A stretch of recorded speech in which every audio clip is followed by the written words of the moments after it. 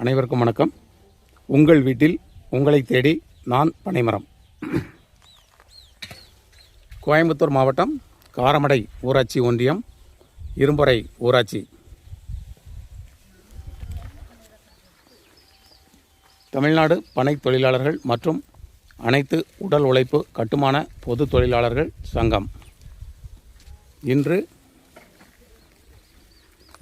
இரும்பறை ஊராட்சியில் பனைமரம் வளர்ப்பு பற்றிய விழிப்புணர்வு முகாம் நடைபெற உள்ளது.